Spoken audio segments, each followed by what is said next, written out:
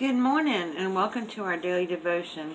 So it's still dark 30 outside this morning. I am up really early.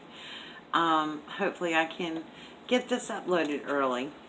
So yesterday we started on the joy of Jesus Christ, and today we're going to continue that with the joy of the Christian. And this is where all our questions and things are going to be from the last 2 days. So, the joy of a Christian. The Bible explicitly states that the joy of Jesus Christ is to be the same kind of joy of individual Christians. That kind of fruit bearing depends upon your relationship. For this next study, let's read John 15, 1 through 17. So we're going to read that now. John 15, 1 through 17. I am the true grapevine, and my Father is the gardener.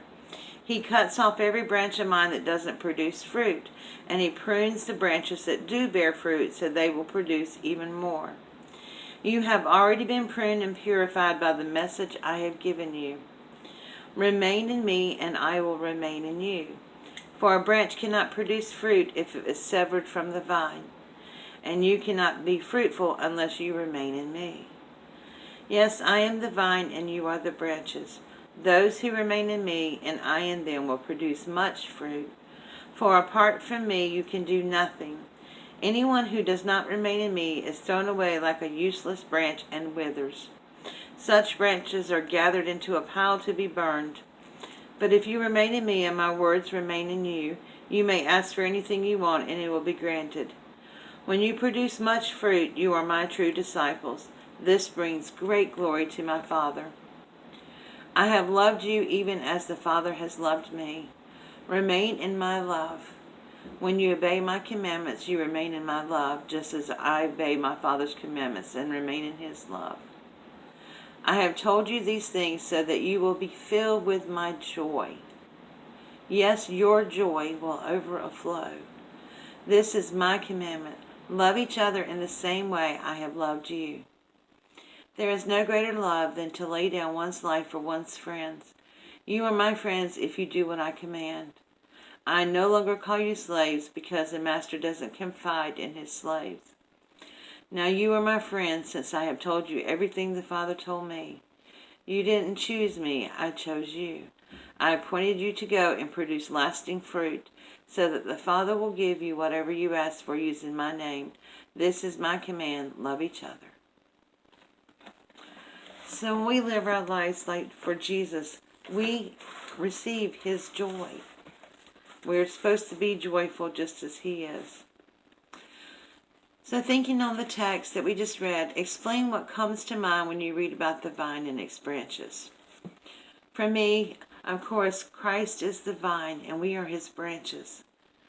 And, the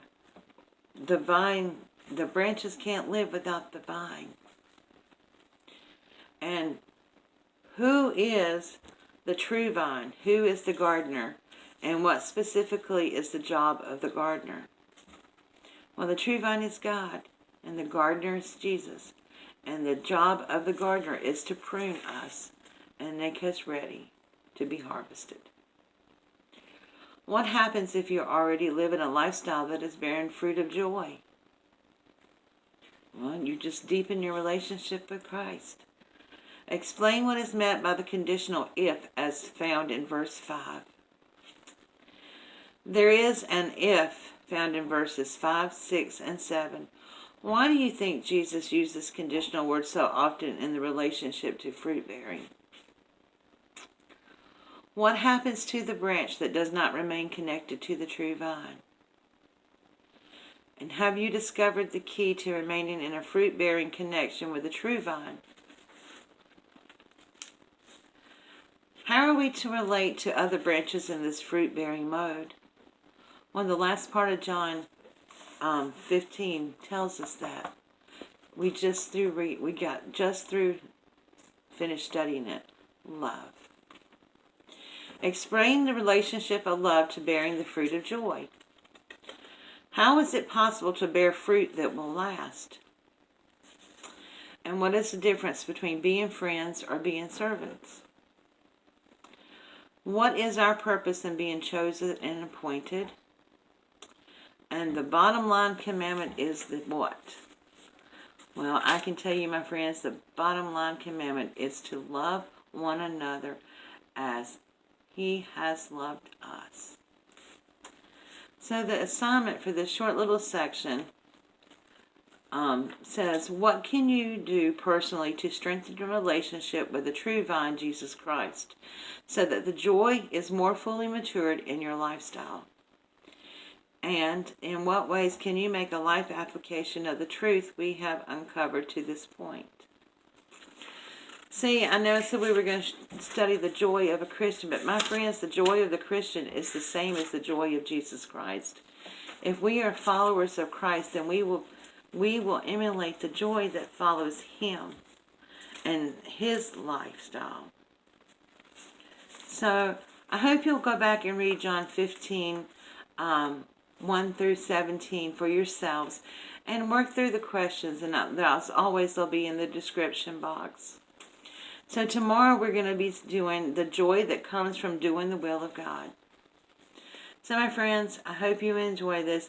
And although I haven't said that, if you have any specific prayer requests, please leave them below down in the description box so that we can all pray for each other. Thank you so much for joining me this morning, and I will see you all later. God bless and have a beautiful day.